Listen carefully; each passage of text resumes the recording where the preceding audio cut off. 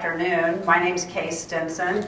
Welcome to the Women in Meat Industry panel. We've got 4 fabulous individuals to share their story today and background, and I think once we get through the next hour and a half, you'll find that we've all connected and gained some really valuable insight. So definitely looking forward to the next hour plus that we've got together.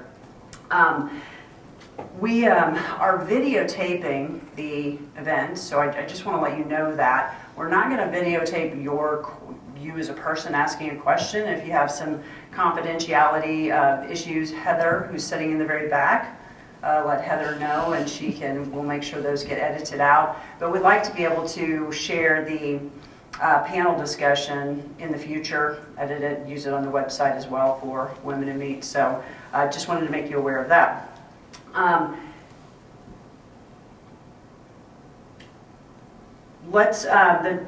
The next thing I had a note to say, hey, no recording devices, but since we've changed that, it's really not hard today. I want to tell you a little bit about the Women in Meat Industry Network before we get started.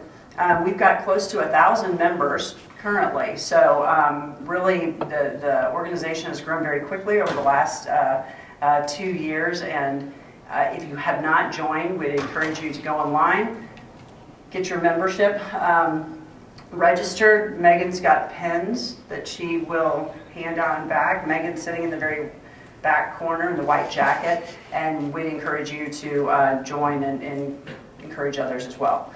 So the focus of the organization is really, the goal is about the engagement of current talent, attraction of new talent, and how we grow and develop personally and professionally that talent and provide opportunities for retention in the industry. So that's the focus of the organization. And we're hopeful that people will learn and gain through the networks that they make, which I think is a huge part of any of our professional and personal development, is networking and the opportunity to learn from others. There's a real organic process that happens outside of formal development and mentoring, right? So it's a good opportunity for that. With that, membership is free. Currently, it's free. We intend for it to be that way, but in part because of our donors that have been helping with Women in Meat Industry Network. If your organization is not listed and you think it's important to be a part of the organization and sponsor, we would love to know that, and we can help you follow up with your organization as well. But we've had some good sponsors, and we've got good sponsors coming into 2023 as well. So without further ado, we'll get started with the introduction of the panelists. And I think that we'll get as much out of this conversation as we all put in it with my questions and your questions. I think we'll have some really robust dialogue, and it's been fun just to talk through backgrounds and understand what people have, where they've come from, and what they've done with their careers.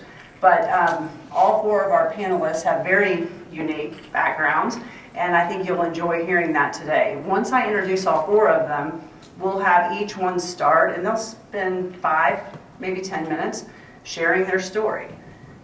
If you have specific questions, and once we get done with all 4 backgrounds, then we'll ask questions of all 4 of them or individuals. So if you jot down something that registers with you, feel free to say, hey, I've got this question and I'd really like to hear, what Kate has to say about that, or what Alicia has to say about that. So please, this is meant to be pretty informal and just to create some good dialogue.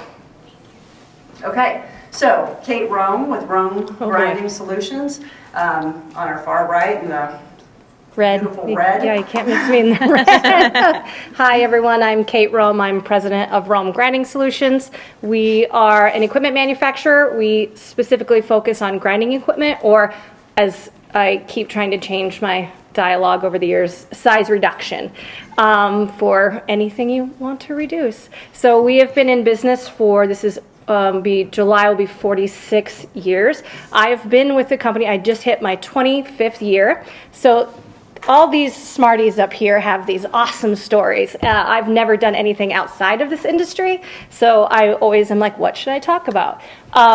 My family, I'm third generation. My fourth generation just started working with us about a year ago. That'd be my nephew. Very, very excited about that. But this was not a job that my dad ever wanted me to have. He tried to fire me every day. And if he were here, he would say, oh yeah, I'm still trying to fire her every day. So I've been an owner of the company since I was 23. I'm now 44.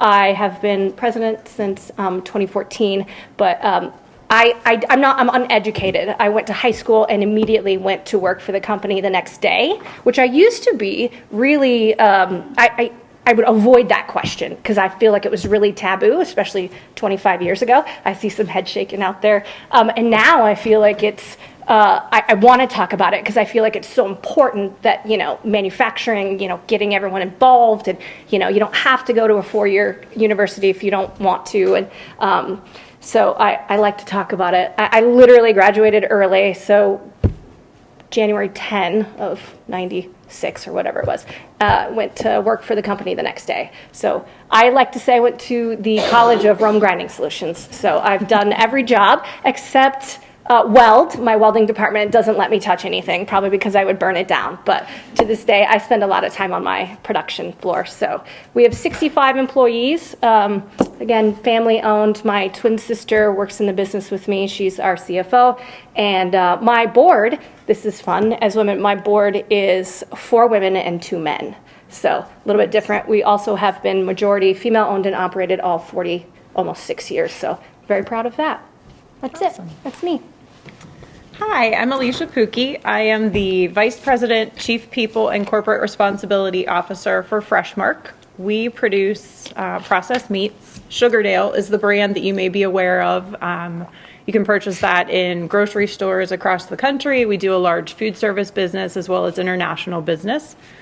I went to Ohio University and got my degree in organizational communication. And then after that, my mentor at the time was all my experience in internships were all in the healthcare industry. So I was going to do PR for a hospital. That was my job. So I went to grad school on her recommendation and did a program at West Virginia University in communication theory. And I graduated with my master's and moved to the Canton, Ohio area because that's where my soon-to-be husband was already working. I taught adjunct for a year and then got a job at Freshmark in their marketing department. So not medical at all, but food. So food is fun. I stayed in marketing and moved into a few different roles within the department for about 9 years. And then I was given the opportunity to learn another area of our business through our development individual and my mentor. So I picked the Honey Baked Ham account and consumer affairs and moved into those roles. After about a year, I moved into supply chain, and I was the director of supply chain responsible for purchasing everything that we bought with the exception of raw meats and maintenance parts. So all the packaging, ingredients, things like that went into our business. As the director of supply chain, I implemented our ERP system at the time, so put in processes on how you order things appropriately. After about 2 years in that, it was every 2 years I moved, and I started to get a complex that, oh wow, they're moving me pretty consistently every 2 years. They moved me into the QA director role. So I was the QA director for Freshmark over 3 processing facilities. And I kind of had a conversation with our president at the time when he met with me, and I said, you do realize I do not have QA experience? And he said, no, we know that, but it's not our QA processes that we need you to fix. We need you to manage the department differently. You're better at managing people. Don't touch the processes, basically. So I did that for 2 years, and then after that, I was tapped to move into our corporate director of HR. I was promoted to vice president after about 2 years in that position, and it's where I belong because I get to interact with people. We have 2,400 employees across 4 facilities. I love that nothing is the same every day, but that also really keeps you on your toes. I have a great team that supports me. Each of my plants has an HR department that manages the day-to-day hiring. I get to stay more on the corporate strategy side, which is a lot of fun. But we've been around for, it'll be 103 years this year, and just looking forward to talking with all of you. Great. Good afternoon. I'm Julie Camardo. I am CEO and owner of Zweigle's. We are in Rochester, New York. We are a fifth generation company. So we make hot dogs, sausages, meatballs, fully cooked chicken breasts, slices, all those kinds of things. In the retail, we're pretty regional in the New York area. We're close to, if you're not familiar with the Western New York area, we're not too far from Niagara Falls, if that helps. Regionally, our biggest partner that we partner with is Wegmans. So if you have a Wegmans, you might find us in the grocery store there. But we do a lot of co-packing and private label for some customers. Let's see. So the business was started by my great-great-grandparents. I use that specifically because back in 1880, when it first was established, it was 3 years into, so 1883, my great-great-grandfather passed away due to typhoid fever. What is interesting is there's a little bit of gap year where my great-great-grandmother, Josephine, somehow continued on to the family business. She had 4 young children, and not too far afterwards, a few years later, she did marry another butcher. Women do what they need to do. Back in 1880, women were definitely not allowed to own businesses by any means. So I think back to the challenges that she had as a young mother who just lost her husband in a new country because she came over from Germany, and how that must have been for her. And the challenges that she had way back when in a very different time. So fast forward, fifth generation, I have worked in the family business. People ask me what I do. I say, or how long you've been in it. Sometimes they say my whole life. It kind of depends.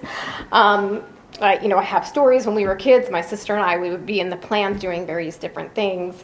What we could do, stamping envelopes, doing various different things. But then when we got older, one of the things that my mom and dad had my sister and I do when we turned 18 was we each had to work in the plant for a minimum 1 summer in a specific area.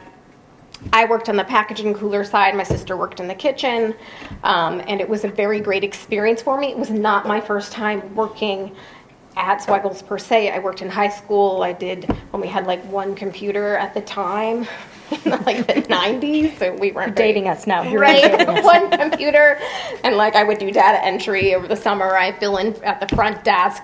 So I did various different things at the time. But my longer experience in college was when I was in the plant working in the packaging cooler. And then from there, I've spent time doing sales. I've done office work, HR related, and then I also spent time, because I didn't do it in college, I've spent time in the kitchen and in quality as well, just to get the overall kind of outlook of the plant. And now I have a group and a wonderful, amazing team that I work with every day.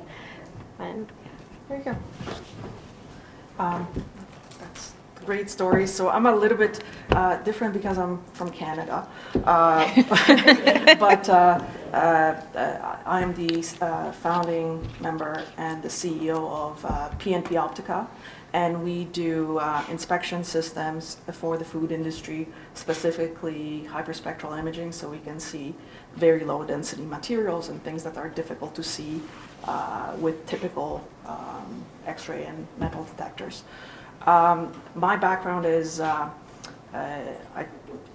we came to Canada in '86, so I was originally born in Poland, and the country back then was under communist rule. It was pretty tough.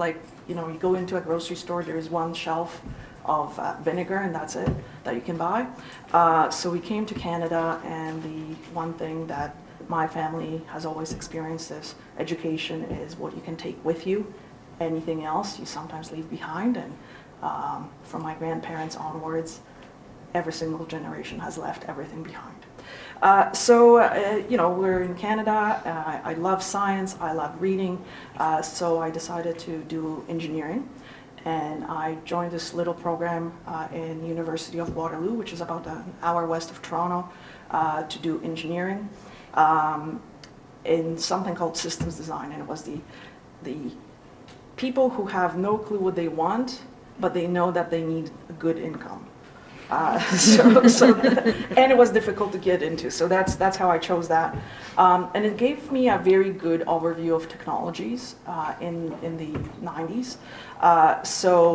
Computers and image processing and signal processing, which I fell in love with. So my master's was then in medical imaging from University of Toronto, and I understand the math, I can do the math, but I still think image processing and signal processing and artificial intelligence, machine learning, all of those things are magical to me.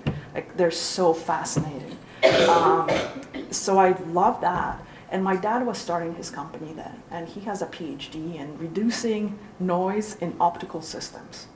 What the heck, right? Essentially is, if there is a photon bouncing around, my dad can detect it.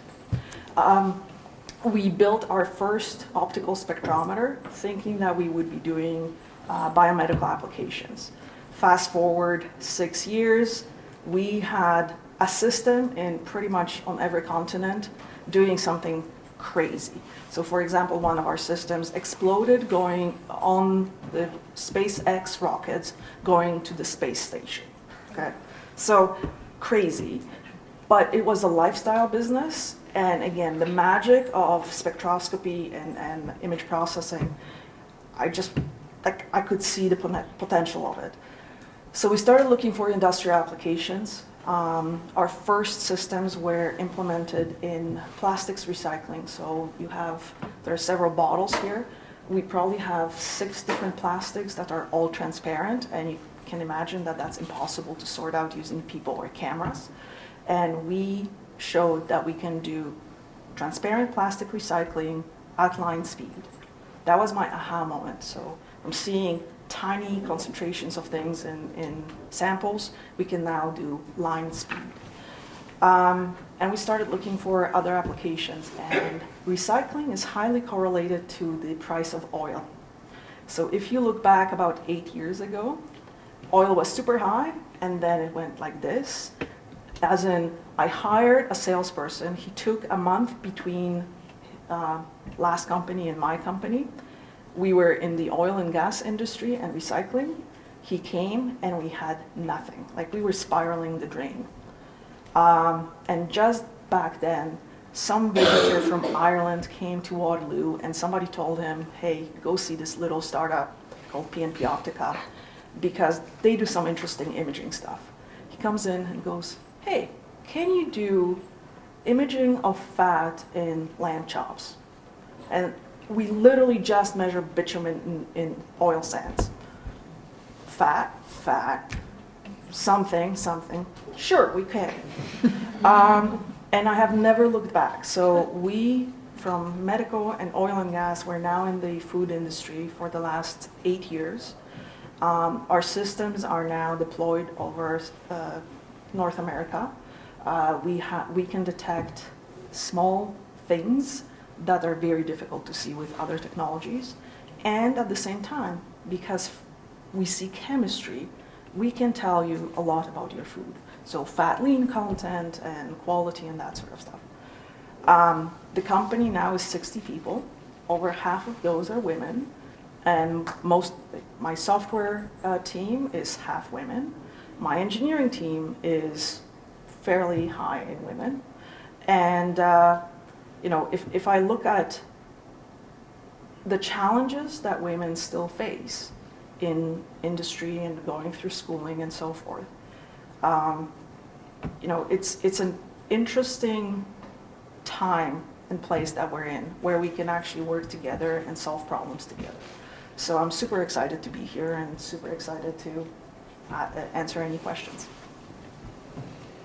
Okay, so I told you they had very unique backgrounds, right? And so there's a lot of fun things that we can start to peel and dissect into and really gain some insight. And there's clearly a Yellowstone version of Zweigle's in what Julie had to share, dating 5 generations and in 1883, and so perhaps there needs to be that in the sausage and hot dog. Add a little glamour to things, but so there's really a lot here that I think we can start to unpack. But I've just got a few questions that I want to pose to some of the panelists, and then by all means start formulating yours as well. Super casual and formal, right?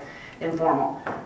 But my first one is for Ola, and my question would be, given the makeup of the team, and you mentioned your 50% are females, do you see more females that are coming out of college in Canada and other places with a higher percentage in what we would call STEM studies than what we do here in the US?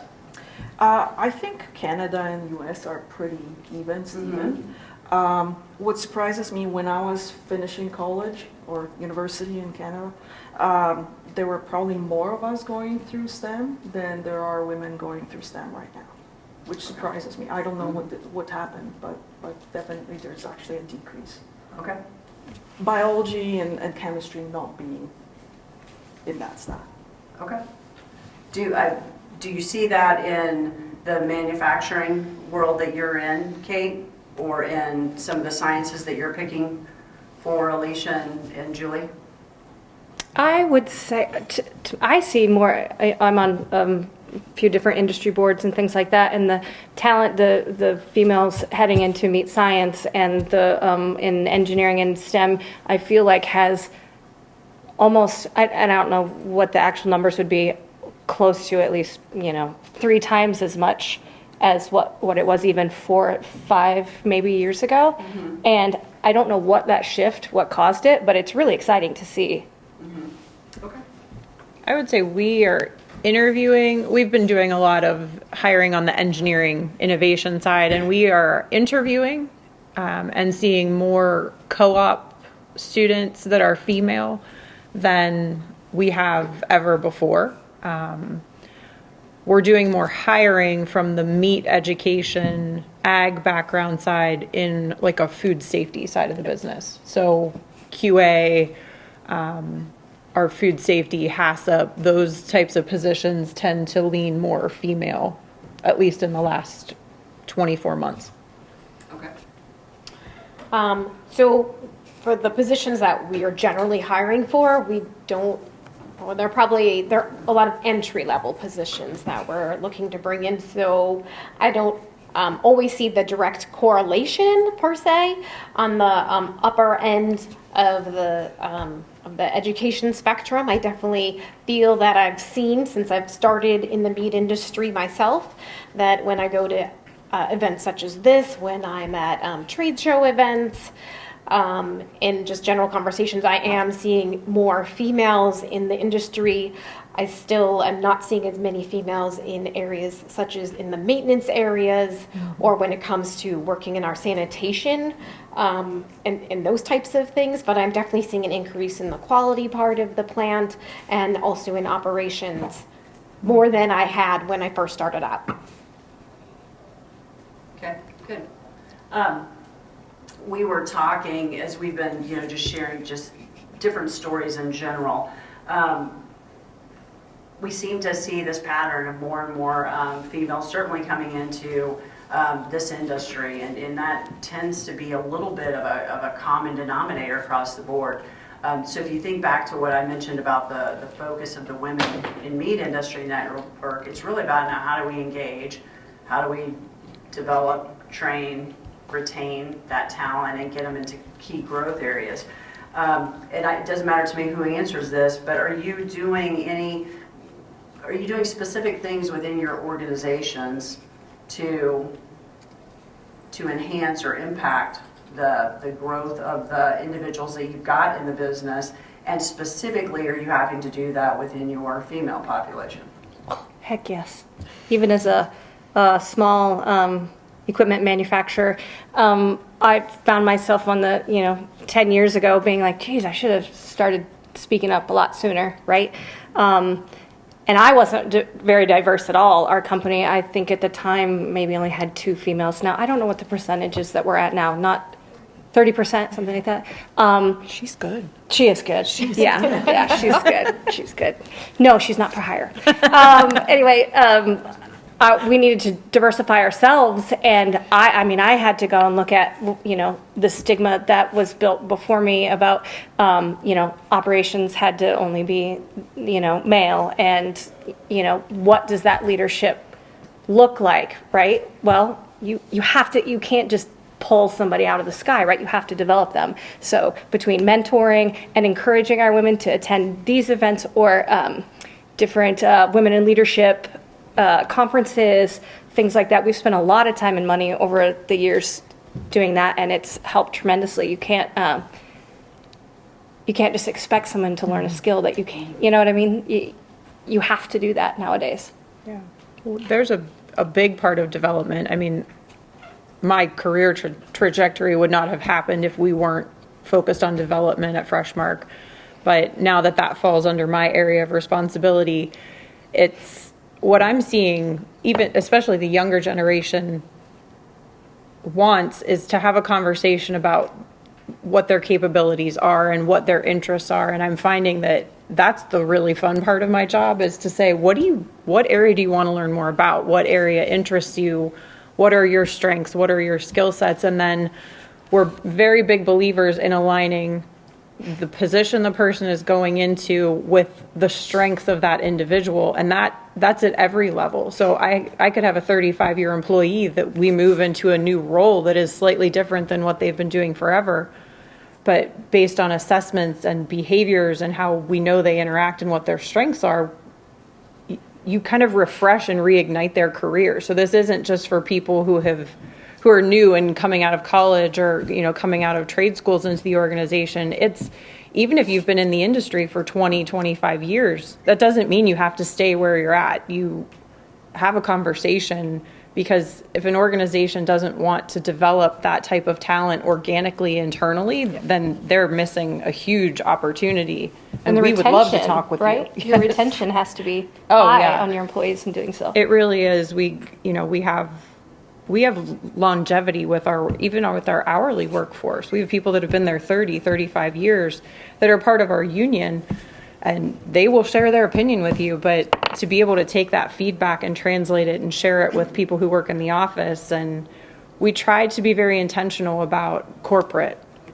I hate that term. I hate when I hear it walking through our production facilities.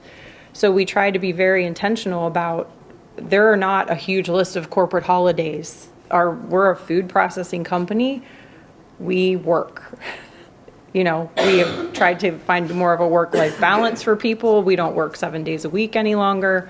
But, you will see our corporate office employees out on the manufacturing floor, because that's important to us, that there's that connection with our hourly workforce across all levels. So our CFO is in the plant. I am in the plant. Our owner walks on a weekly basis in every facility. So does our president.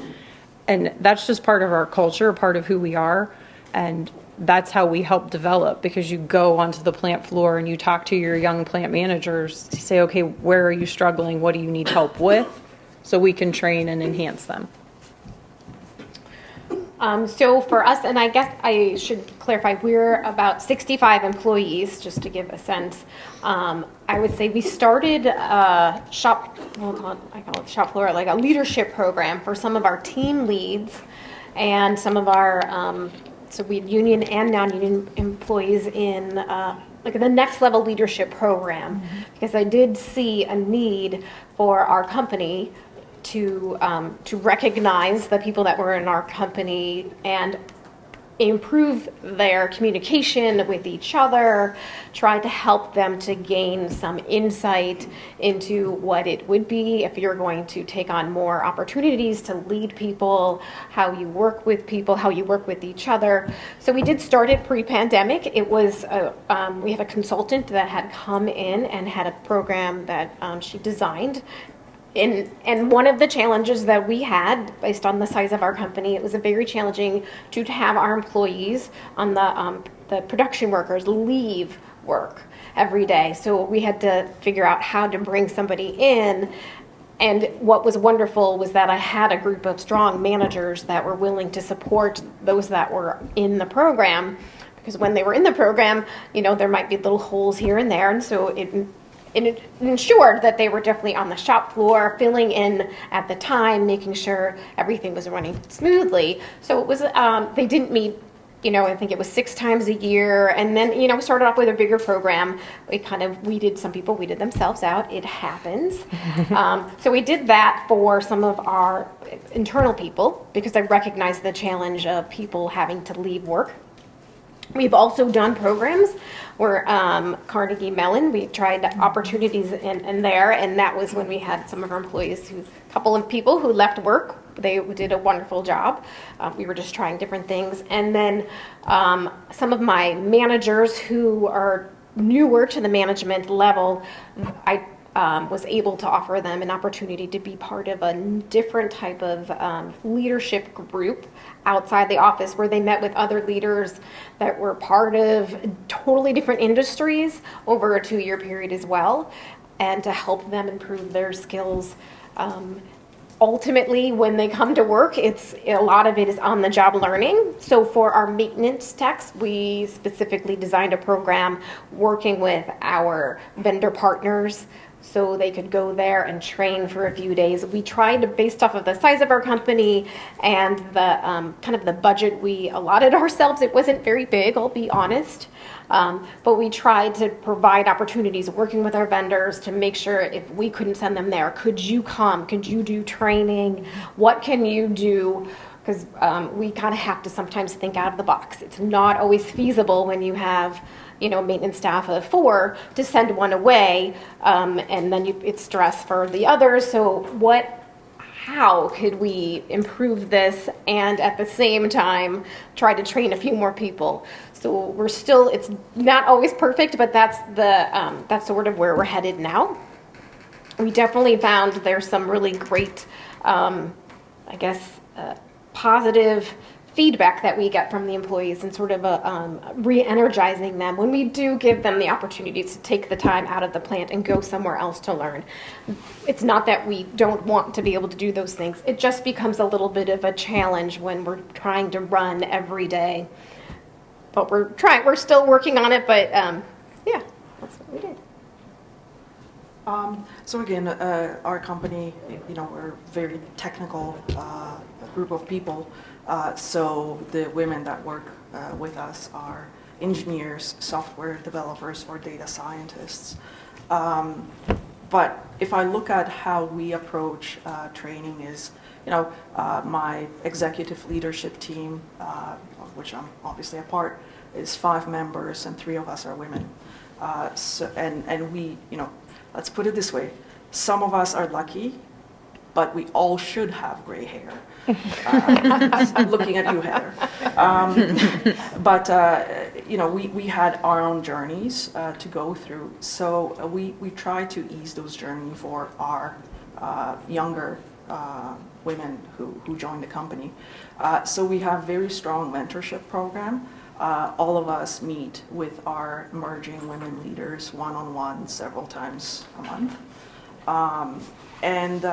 Frankly, the pandemic kind of made me realize that we're equal, but we're not equal.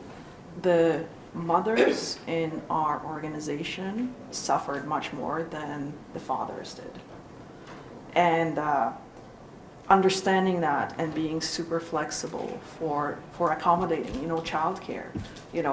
When you're shut down and you're working on your experiment or something, like what on earth are you going to do with your kids, right? So we became extremely flexible. And I think that really helped us not only to retain, but for our women to kind of notice that we do need to support each other.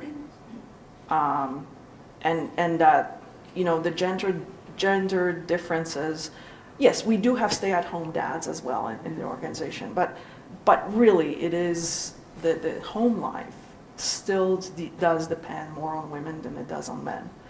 And we have to talk about that, right? Like we have to consider that as leaders as well. So, you know, like, we've changed many policies and we've had many discussions. And that conversation, I always find, at the end of the day, we're all humans and we just have to talk about it and figure out together what's the best approach to career development, to pandemics, to things blowing up. You know, like we were chatting a little bit earlier. You know, I have very young engineers from Canada. Like, we are a little bit more woke than you guys are, traveling to, you know, the south of US. And like, how do you prepare them for the travel where maybe the culture is different and the expectations are very different from interaction with people, right? So it's all about, did you build up trust in the organization when they face this thing? They don't hide it, they come and talk to you, and we can arrange something. So, like, we don't send single women to a site. Yeah, they're tech support, and yes, they do maintenance, but there is a pair going. So, you know, those kinds of solutions. Oh, that's great. Those are great points. Was there anything else that, with anybody else, that the pandemic made you realize the sort of disproportionate challenges that your workforce had? I think the parenting piece, and certainly the being home and the educating piece was, you know, very front and center and super challenging. But anything else? I was just glad that I was in the office every day because we, you know, essential workers, and that my husband had to deal with the math homework that my kids had to do because I would not have wanted to be the primary parent dealing with it.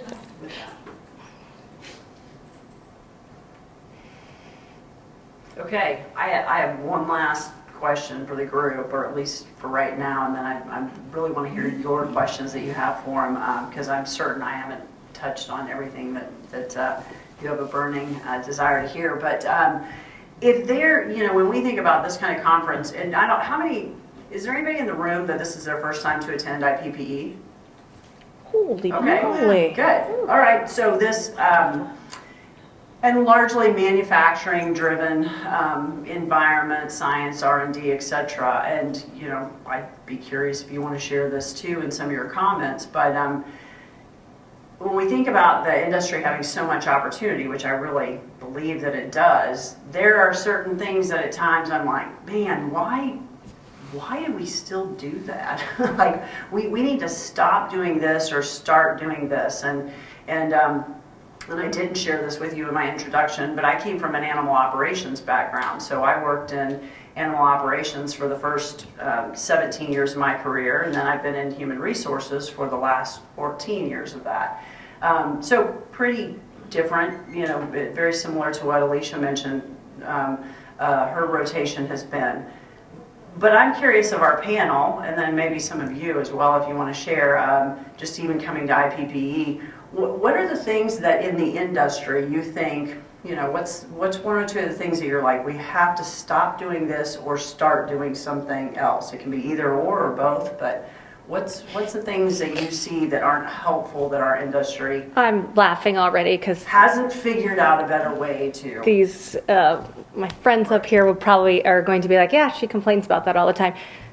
The blue suits. Everyone wears blue suits, right? It's like all the men in blue suits. I'm like, can we please get some color in your booths, people? That's all I can. You've been a shining example of that. I always talk about how this industry is the, you know, middle-aged white guy in blue suit, and I walk in the show, and my husband works for me, and he's in the booth, and he's in a blue suit, and I'm like, Jesus, can we get out of the blue suits, please?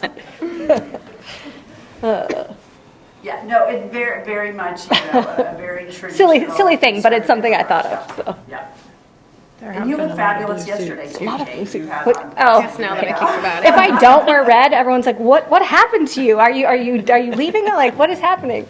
So, Never thought about it like that. Anybody, things we need to stop doing or start doing? you know, there's a lot less of the dressed up models in the booths as there was back in the day, which has been very refreshing. And two, what about from an industry standpoint, just our industry in general? One of the things that we were talking about earlier is, it took our industry forever, really, to stop using the term the kill floor, and we started using harvest, the harvest area, or the harvest floor. And those are things that, it's not just that it's maybe off-putting to customers or consumers, but it's probably off-putting to people that, said, I really don't know what industry I want to go into, right? If I'm coming out with a STEM education, or I'm coming out with a process-driven education, whatever that could be, math, science, biosciences, do I want to take that into an industry that talks about the kill floor, or that talks about, emulsified proteins, or whatever that could be? But things that you think are particularly, could be better show starters for us, or that are show stoppers for attracting talent into the industry, and specifically as it relates to females. We've tried to very purposefully, as Kate mentioned, the old white guy that works. Every organization has people that have 30, 40 years that have worked there forever that refer to you as the girls. We talked about kiddo, hey kiddo. I'm even guilty of referring to a group of them as the boys, just trying to be more, they are employees, they are people, and not assigning the girls to it. And that involves correcting the people that do that. And sometimes it gets uncomfortable and they laugh and you're like, no, but I'm serious. Please stop calling them the girls, because customer service team, our whole team was all female and they were always the girls. So we hired a man. And he is now part of the customer service team, so that very quickly stopped the girls from being used pretty regularly. But I would say that that's still something that you hear. I think it's going to transition out just as the workforce starts to retire, because that's just not how people interact any longer. It's true. Yeah.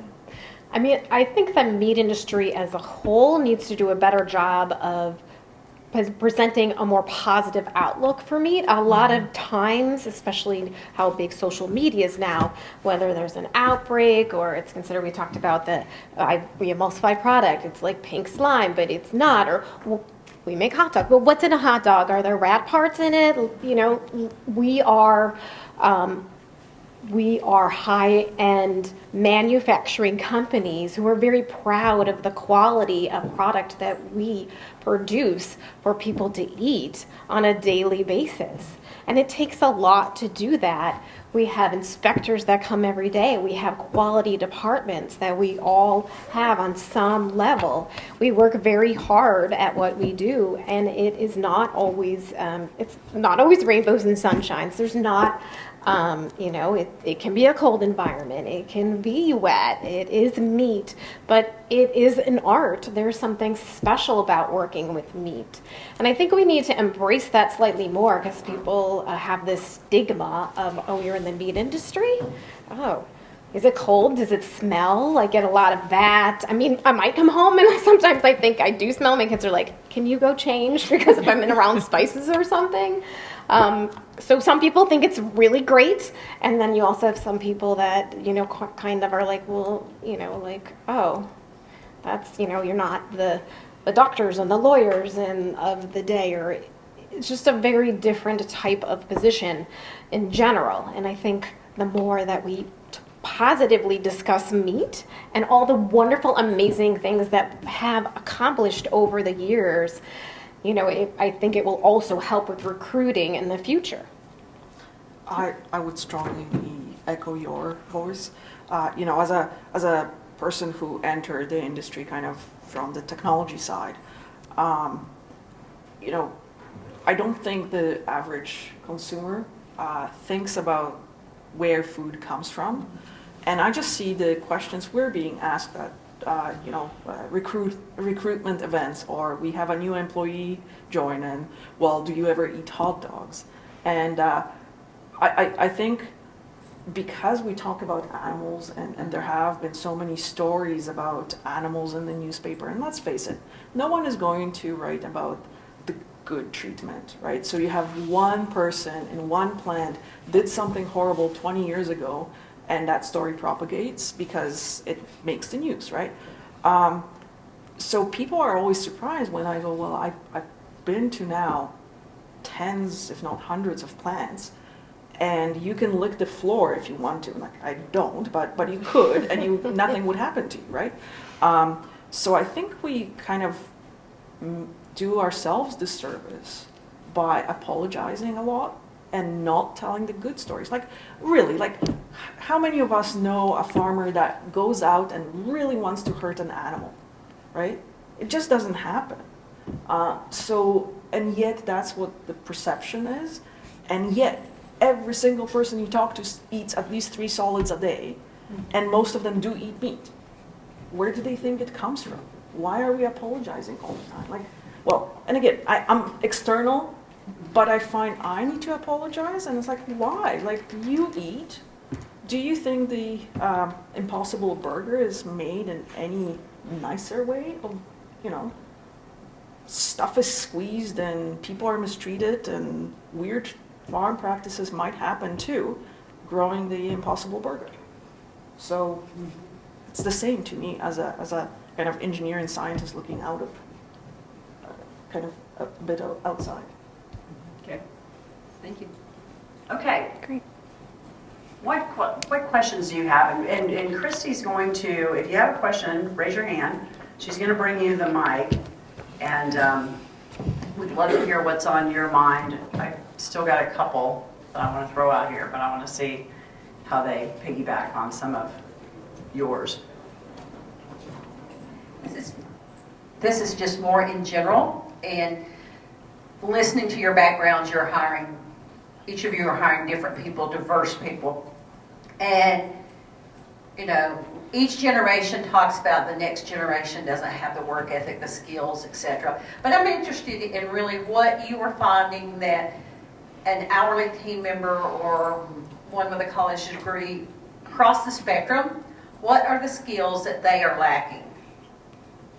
Whether it be communication, decision making, whatever. Well, Oh boy, that's a loaded question. Yeah. For me, what's surprising is the people who are just graduating. I am always stunned how much they lack confidence. Like I would have thought that you know when we were going through school, we were kind of assuming that the next generation will be more confident because they have so much going on for them. And that lack of confidence and second guessing themselves, like, well, we're not scary. I mean, I'm not the you know, I won't use the word, but it rhymes with which. You can talk to me, right? Like you can point something out, and your ideas are just as important as the person next to you, no matter what gender or age they are, or even which title they carry, right? So that surprises me, and I think skills is, you know, it's just you develop what you need over time. So of course sometimes you make funny decisions from my perspective, but as we converse, you will learn.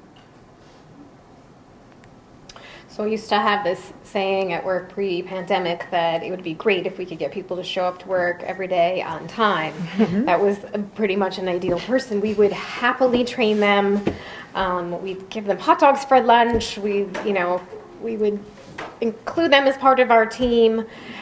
I have to say, post-pandemic, there was challenges. I just want somebody to sometimes just to show up to work. It kind of hit that bar for a little bit of time. We're moving slightly past that. It has been a little bit of a challenge on the hourly workforce, and I think that puts it just more back towards the companies, because there is this multiple generations of people in that work together, and so the older generation has this, like, I need to work every day, I will stay for overtime. That is pretty ingrained in them. It's just very different. It's, similar to the in-between generation. And the younger generation that's coming in, we have a variety. I don't say it's solely them, but some of the challenges that they face now, some of them are single parents. And if you have a sick child, well, I'm not sure, where you're from, but it's like, oh my gosh, your child is sick. They can't even come to work at all. Like, I used to be like, oh, my kid is sick. It's just a cough. You go ahead, go to school. Or it's kind of on the border of a fever. You're fine. It's not quite like that anymore. Some of the challenges they have to go through. It's not finding childcare, at least where we are. We're in the city of Rochester. It's also a challenge for them. So we're trying to do a better job understanding what their challenges are and work with them. And if we have to float schedules slightly, we're working with that. We're sharing that information. It's not a perfect science by any means, but we are trying to recognize some of the challenges that have come and the people that are working with us now and what we need to do to keep them as part of the company.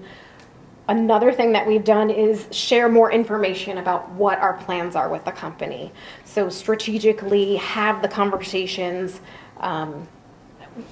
overall, like, here's how we did for the year, here's what it looked like as it might be related to our production, here's what happened in quality, here's where we did a good job at, here's sales of what happened, the prior quarter, year, and then here's our outlook of what we're planning on doing in terms of sales, and then here's the outlook of what we're planning on doing with our plant, whether it be, our process, plant or equipment, any new types of purchases that we're making.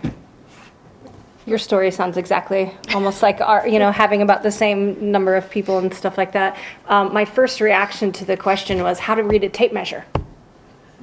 Stuff like skills like that, how to read a tape measure, how to use a wrench, what a drill bit looks like. And we found out right away from the start, these aren't just given anymore that people are going to know, these kids, if you will, aren't going to know. We have to teach them ground level stuff, right? Besides showing the importance of showing up and being a team and the leadership being transparent and all the things. It's the basic skills. And I just hired a gentleman who was a teacher, didn't want to teach anymore. And Coach Ben, we call him Coach Ben, his job is to mentor, where do the office people get the coffee? What happens if you run out of coffee? What happens if the receptionist isn't at the door? Basic ground level starting points. I have two, I would say. One is adaptability, and we see this a lot with our hourly workforce. If they have to be moved to a different department, that rocks their world. And 20 years ago, it was no big deal to take people that had a department that had really good attendance and pivot and put them on a line that didn't. Today, they walk out if you do that. So you have to have that awareness. And then the other would be just interpersonal communication. We're so connected to our phones that sometimes when you have to have a conversation with people, and this is, to Julie's point, you have baby boomers that will come and talk to you directly that don't like technology. And then you have Gen X that's just give me all the things, I will do everything. And then you have the millennials that want to please everyone and love technology. And this new group is all technology, but they're missing some of those softer skills with, sometimes it's better to not send an email and go have a conversation with someone face to face, because there is no way, regardless of how many emojis or exclamation or all caps that you use in an email, that you can convey feeling or empathy. And that's where it's, come on, I'll take you. We'll go have a conversation with this person, and it's not scary. But to someone that's never done that and they only text, or, I'm going to say IM, but that's really dating myself. But, Teams messaging, that would be more appropriate today. It's scary to go just walk up and talk to someone. Well, what if they don't like me? And who cares? It's business. It's a simple question. And bringing that human interaction element back, I think, is something that would take us a lot farther. And getting those baby boomers to understand that you need that for these younger ones, or they will walk out the door. that's a challenge. Yeah. Other questions based on things you're seeing in your current roles or that you've experienced? So we have a lot more women that are graduating, from universities in the STEM field. But I work in poultry live production. I see no upper management, presidents, CEOs, on the live production side that are women, with very few exceptions. So what are the barriers that we have for, having these women that are clearly very smart and talented, but we don't see the translation from more coming out of school to more in those upper level positions? Great question. That is a great question. I wish I knew. Yeah. Maybe you have better insight on that than. I'm the first female vice president for my organization, and we've been around for almost 103 years.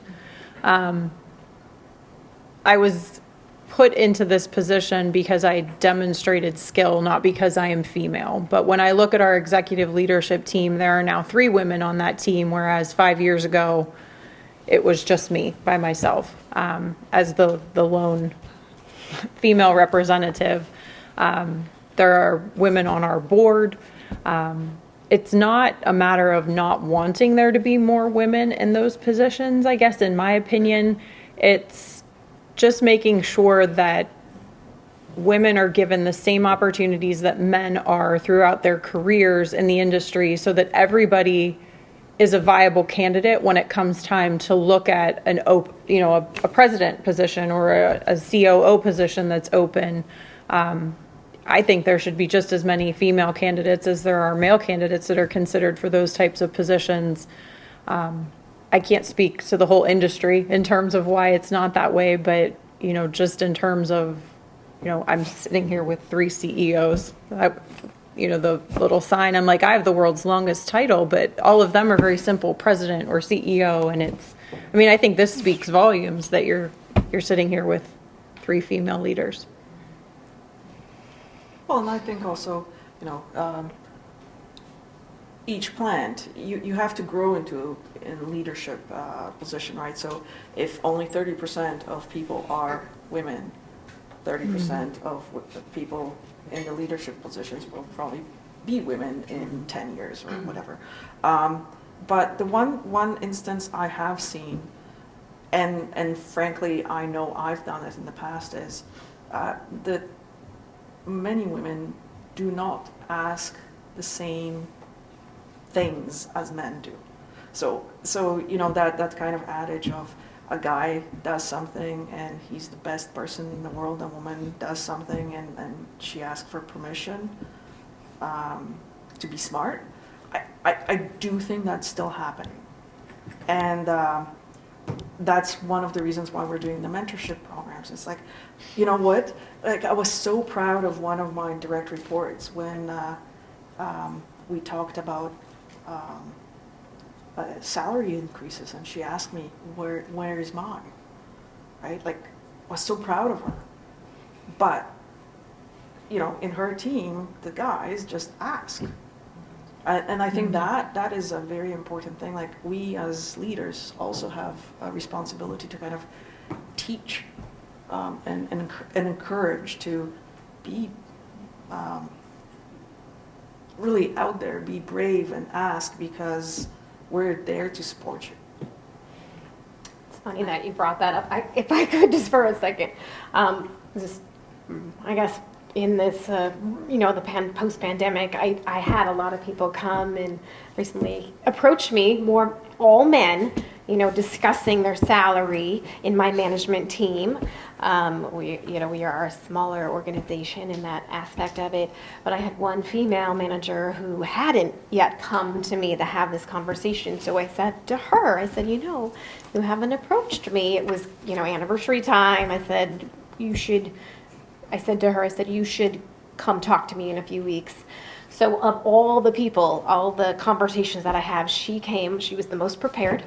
She had a full alignment of what her work duties was, what she was expecting on her new duties and responsibilities. It was probably one of the best meetings that I had. at the same time, I encouraged her to take the time to come to me to have that discussion. A lot of times, and I'm not sure if it is solely female or if it's personality based. I know there's some studies on it, but I also find that women are less likely to put themselves out there for other growth positions because they don't see, oh, I don't exactly fit that role. So I have seen, and perhaps that's the industry that I'm in the meat industry, because there are more men than women still. But, if they look at the job description, they're like, well, I think I could do that, or I could learn that. So, I think there needs to be a little bit more encouragement of that. And again, more women being a little bit more brave. No, I don't know it all, but, I can learn it. I can grow into the role. So there is some of that as well. And I guess, I don't think we've said it, but I do think at some point in our career path, there are women who probably make that decision of, I'm going to be a mom for, and raise my children.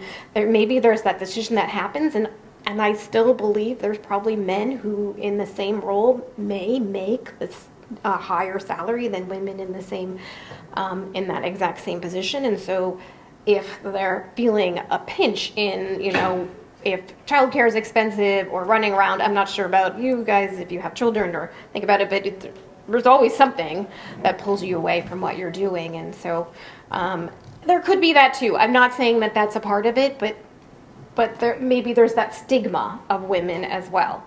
And hopefully it'll start to change. Changes. I believe it's changing. It just is I think still it's out there. slow. Yeah. I just think it's so slow. But I want to take, because I think there's a common thread here, and I know exactly your question that you're asking, and I appreciate it.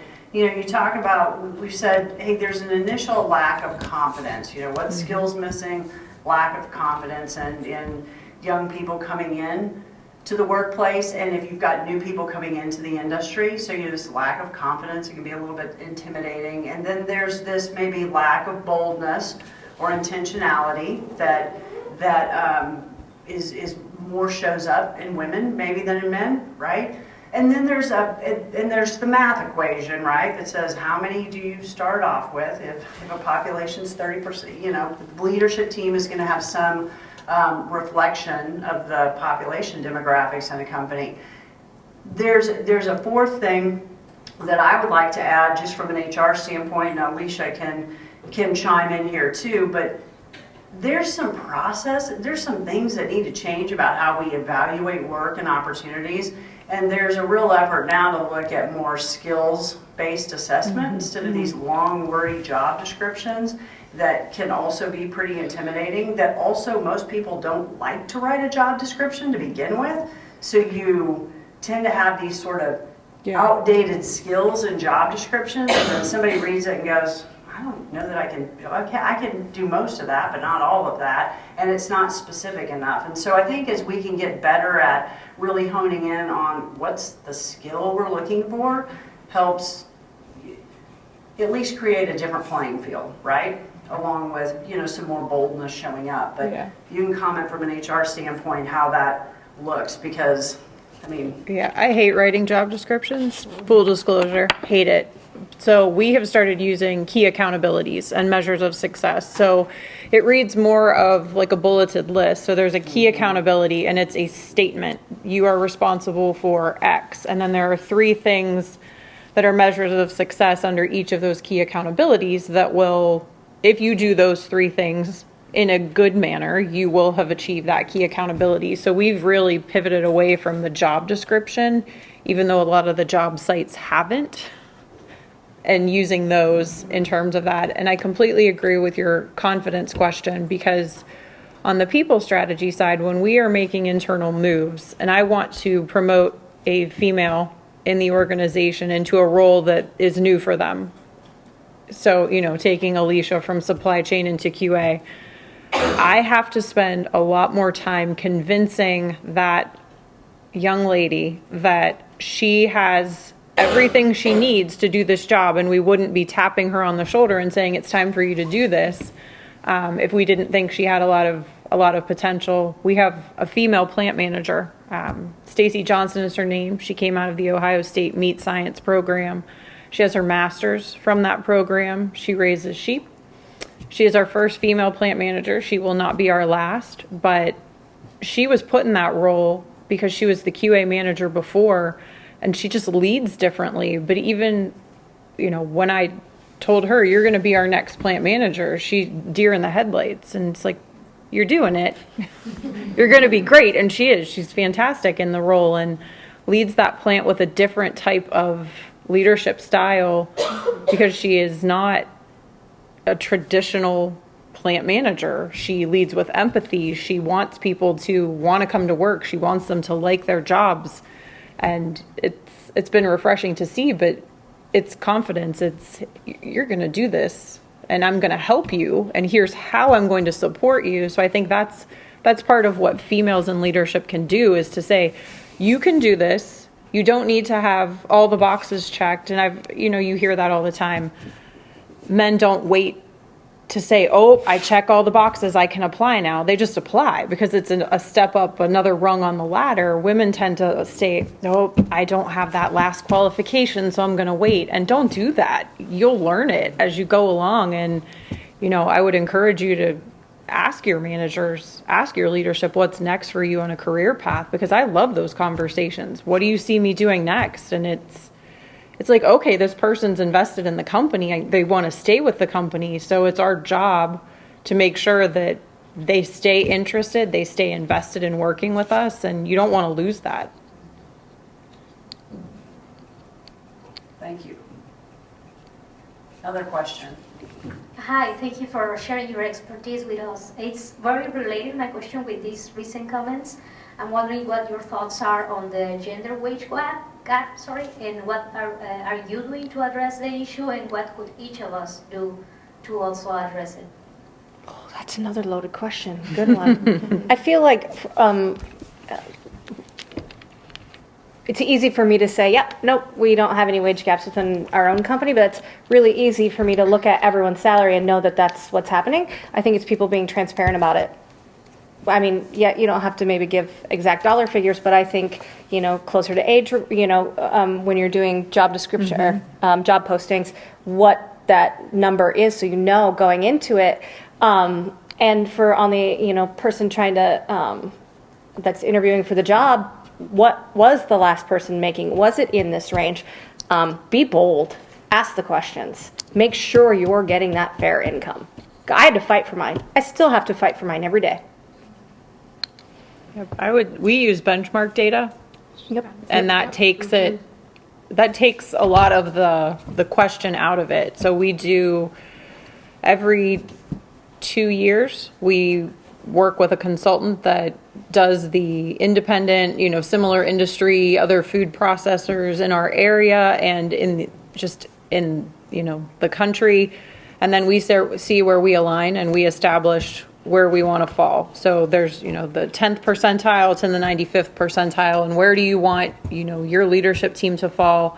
We're union manufacturing facilities, so we negotiate collective bargaining agreements every 4 years, and there's typically escalators for wage in each of those CBAs.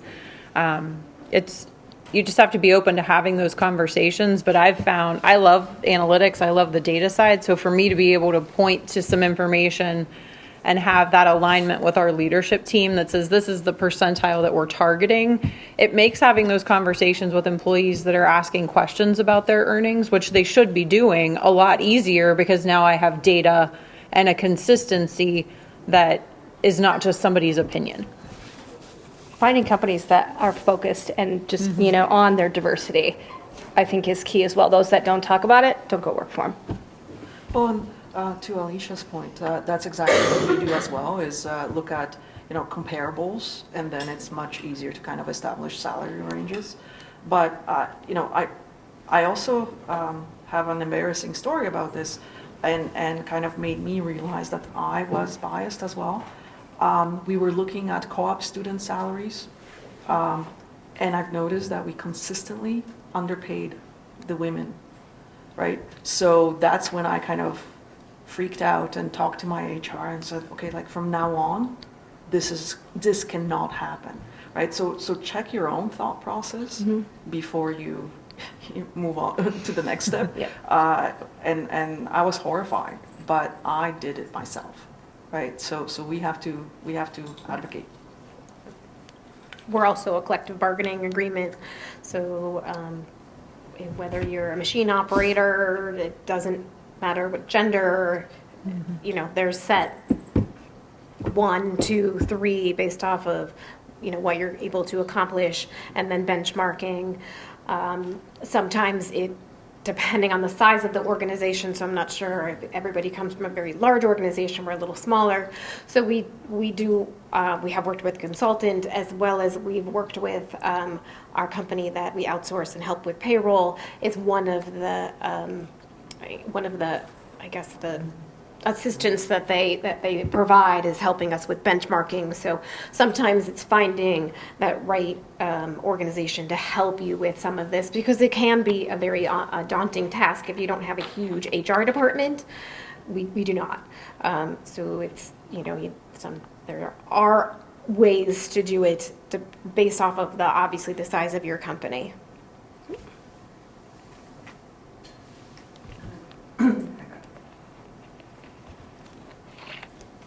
Thanks for the panel's comments. So many of the things we've talked about are perhaps gaps in incoming students into the industry. And so I come from a perspective of an academic, so I'm training those students.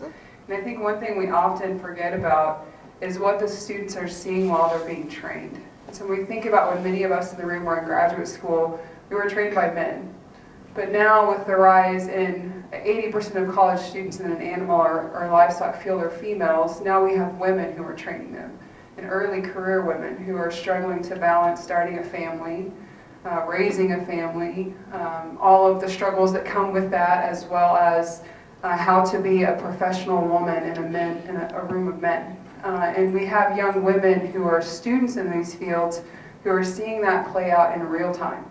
And they're seeing some of the ugly sides of academia that may influence the things that we're seeing in an industry perspective. So in my short amount of time as an academic, I've had female graduate students tell me, I do not want to go in the industry you're working in because of what you're dealing with. And they leave. And so I think one of the things we're seeing about the lack of confidence is because they're seeing it when they're being trained in undergraduate and graduate programs. And I think we often forget that the people training them now are women, because we see more women in STEM fields, and we're going to continue to see more women in STEM fields. And those women are going to train more and more industry people going into the places where you all work. So I think this conversation has to trickle down into academia, and how we can not only support what's happening and look up to what's happening in industry, but also how we can begin to support those young women who are thinking about careers in industry, because when they see what's happening in academia and some of the ugly stuff that we've not seen as much progress that we see in industry, they leave pretty quick. That's fair. We should be asking you what we should do. We should be asking your input on that. We don't have the time.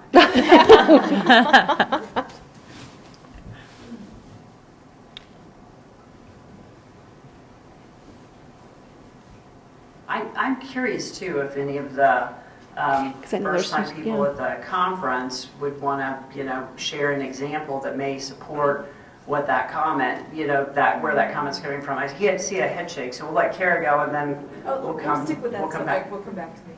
Are you sure? Yeah, absolutely. Sorry, Kara. Wasn't trying to. Comment was. Does anybody have a comment they want to share, an example that comes from that? Well, you were right.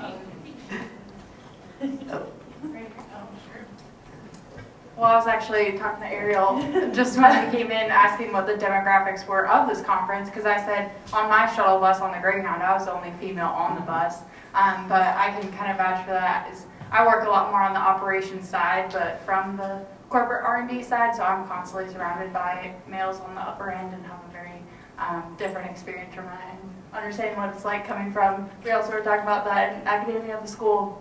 From Colorado State, where it's 86% female, so I went from that environment into more the production side. It's a very drastic difference, but I think just having more opportunities and exposure to that, I think is the best way. Thank you. So I work in Harvest, which is really old style coaching still. As I've been developing my coaching, I've been thought that I need to have a smile when I manage people. And I've slowly developed as I set expectations, I've been more tough.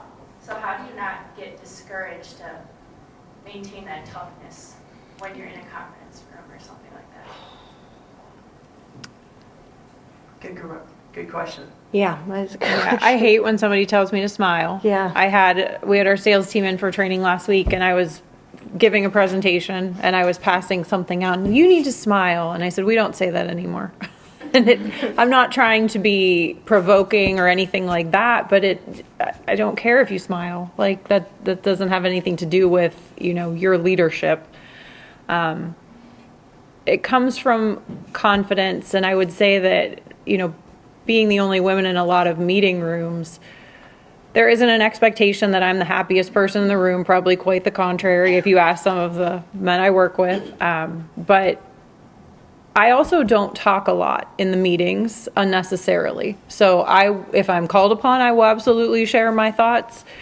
But I've been coached to keep my comments tighter and more relevant so that it's not seen as, getting on your soapbox and lecturing people about things. So I try to keep my comments factual. Did we consider this if it's a question to the group so that we take it down another avenue to have conversations about?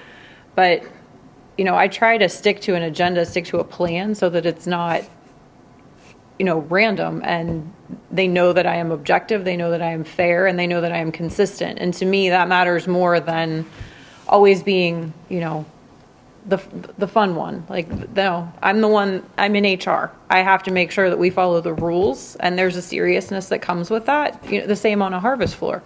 There is a process and a procedure that has to be followed, and if you do something that is not in accordance with that, you're going to have bigger issues. So there is a seriousness that you have to, exude as a leader in an organization, even when you're training people on a floor. And it's hard because if you're not smiling, it comes off as you're unapproachable, right? And it's like, nope, we need to change that. I don't know how specifically.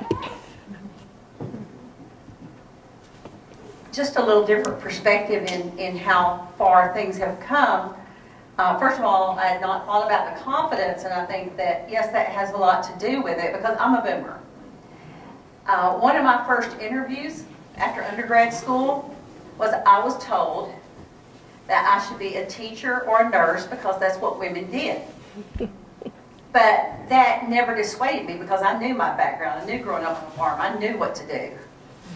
And so I think that's the confidence with the education and with those students is there's always going to be obstacles.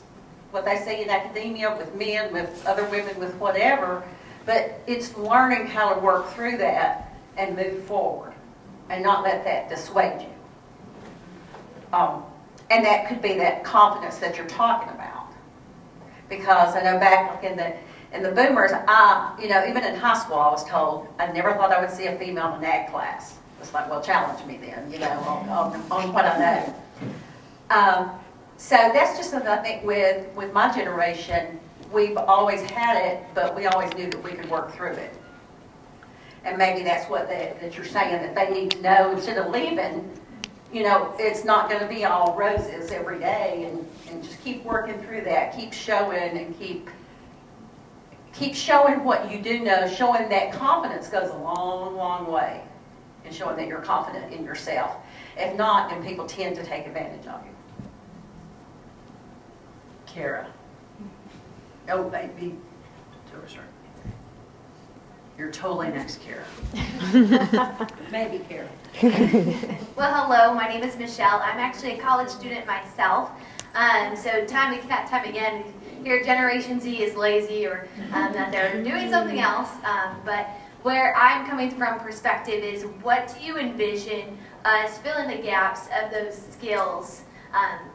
What opportunities can we take advantage of? I hear internships, but what else can we take advantage of as well? Because to fill that gap too, because I'm always afraid, what's the right yes, what's the right no? Good question. Yep, thank you. I think more, kind of on a simplified answer to that is finding a network of people that you can kind of all, work together and kind of what do I want to say? Kind of that are going through the same things, and hearing from what everyone else is experiencing, right? You might naturally pick up on, oh, we need to think about this or do this. As far as, what was the first part of your questions? Like skills, what skills to pick up on? Yeah, what opportunities can people take advantage of to fill that gap? And I think of something basic like, the baby boomers retiring. What are they retiring? What are the skills that they have? What's the gap that the company might be missing? I don't know, something simple. I would That's my say thinking. look at mentoring opportunities and not just to say that you have a mentor. Find somebody that you really genuinely connect with that follows a similar career path to what you're interested in following, and just reach out and ask. I mean, 9 times out of 10, nobody's going to tell you no about being a mentor and helping, and, schedule regular calls and just talking through some of the challenges you're facing and getting advice from people that have been in those positions before or come up through the industry would probably go a long way in helping to support some of the decisions you're looking to make. Yeah, that mentoring was transformational, and I wish I had heard this conversation much earlier in my career. So I have multiple mentors, and there is nothing like, drinking some wine with your mentor and complaining about what's happening in your company. And then she goes, oh yeah, I had this, but it was bigger. The board treated me this way, like you kind of go in like, whoa, I'm not by myself. So now I have mentors, and I belong to organizations like this and other organizations. Some of them are, like just CEOs. And I just had a CEO retreat. There were 12 of us running companies ranging in size. And every single person, males included, we were crying, sharing some things, because like you have to find your tribe. And you can, your family, your friends oftentimes do not understand exactly what you're doing. So talking to people who are doing the same thing is very useful and kind of teaches you. And remember that you're not just a walking encyclopedia. You're a human being, so you have to kind of look at your own, like who are you is also as important as what you should learn, right? Like discover those things about yourself. I would like to answer that too, if I could, because I have a 24-year-old and a 26-year-old, and my thing would be is that I think no matter what age we are, we all have to be coachable. I have to be coachable by you because I want you to bring in your technology and how you communicate and how you see the world, right? But you've got to understand my business first. You've got to understand what we do so that you can go, Kay, you could probably do this a lot better if you did this. Now that I understand your process, try these things. And so that coachability comes back the other way too. But I think we really need to bring in some updated processes, technologies, ways of looking at things, how we communicate, etc. That really does need to happen. And we said in meetings all the time in here that needs to happen. But there's the people that have the ability to help with that oftentimes don't understand the business yet, the business solutions yet, or the constraints. And I think that's a great place to bring the skill sets. I think too, I tell my young employees, I need you more than you need me. I'm just the employer, right? Yep, I sign your paycheck. I need your skills. And that's something to remember. So as you know, having strong male allies is really important in this industry. What is your strategy to educate and have the men that are around you understand what we go through without having them immediately get on the defensive side? That's a really good question. That's an excellent question. I've reworded it like 30 times. So. I'm giving you so much time too to word it. sometimes turn the question around and put it in their perspective. Hey, what would your daughter feel if you did that? Or would you say that to your mom? I have used that phrase once or twice. And then, you know, just, I think, you know, the newer grads from engineering, for example, the men are quite different.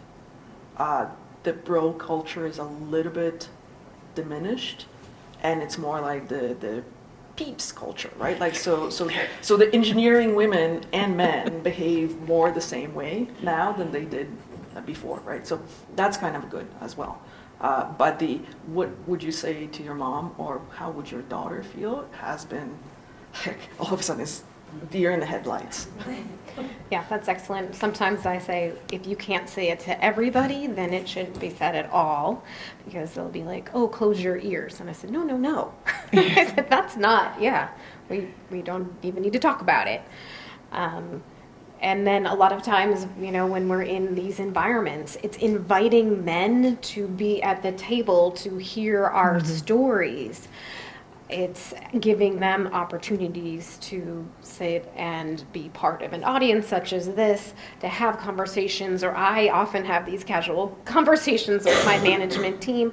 I guess it's not informal, but it is conversations like, would you want your daughter like that? How, you know, that is not how you should be talking about these types of things. So it's definitely a lot of that reverse questions. I really like that. And again, if it can't be told, or you cannot share that story, that whatever you're saying with everybody, please, you know, you can just don't do it. Don't do it.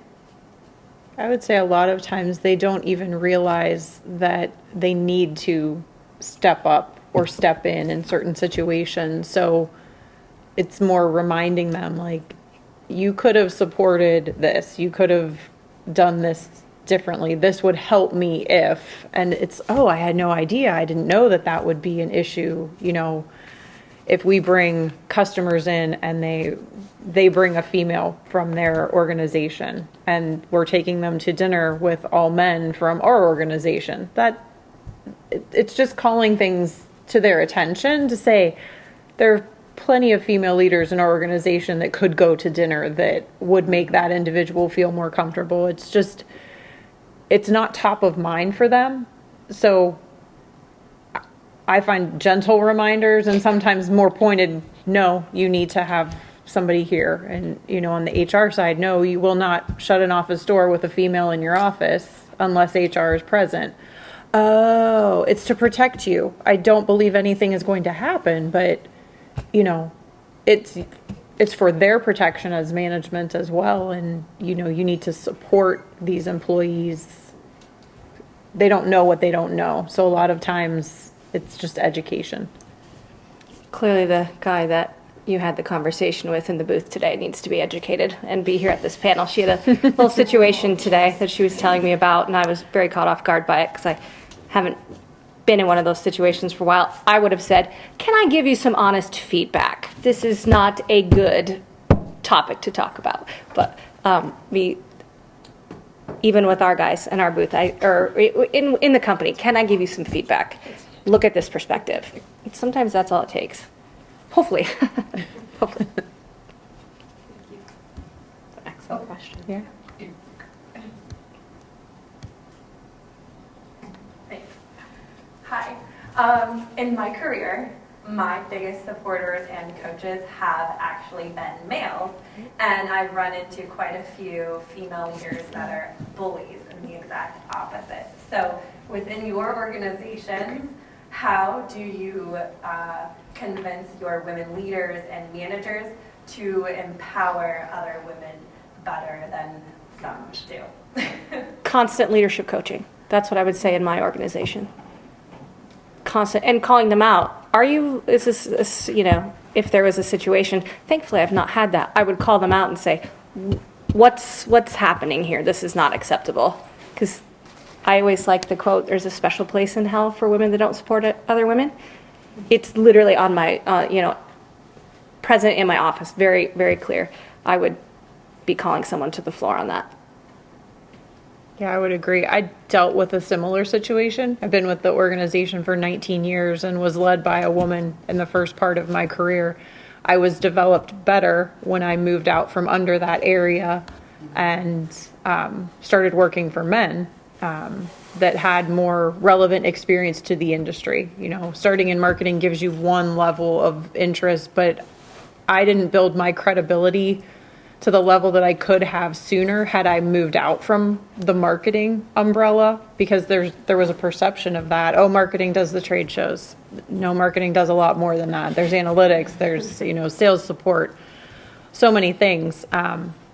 But I think it's, you know, like Kate said, it's constant reminders and coaching to the females in leadership. You would have appreciated this support when you were in that. And that's just a reminder. Like, I want to support other women. I want there to be other female vice presidents. I want there to be, you know, females in management in my organization and in the industry. And until we make that happen, because we're consciously developing more women, then, you know, shame on us if it doesn't happen, because it's on our shoulders to help navigate that.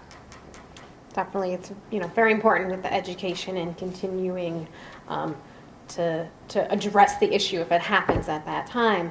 I also think about the history of where women were in the workforce and how hard it must have been to climb that ladder. So how you approach those conversations, depending on the person you're talking to, is also really critical, because sometimes there's a story behind how that woman got to that place that you might need to take a step back to recognize, not knowing exactly who you're speaking with.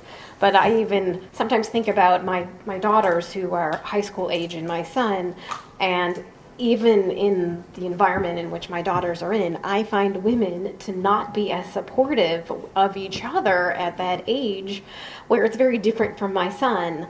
If the girls have a disagreement or argument, it's always very group-wise, or somebody's out of the group. If something happens with my son, it seems as if it's no big deal, and they seem to move on from it, and they have a different way of moving past things. And so it's also me continuing to share with my daughters and having conversations with them as well. I want you to surround yourself with women who are going to support you and be there for you in both the good times, but even more important, in your struggling times and the times that you truly need someone. Find that group of friends. I'd rather you find those core group of 1 or 2 people than have 20 different friends in your group.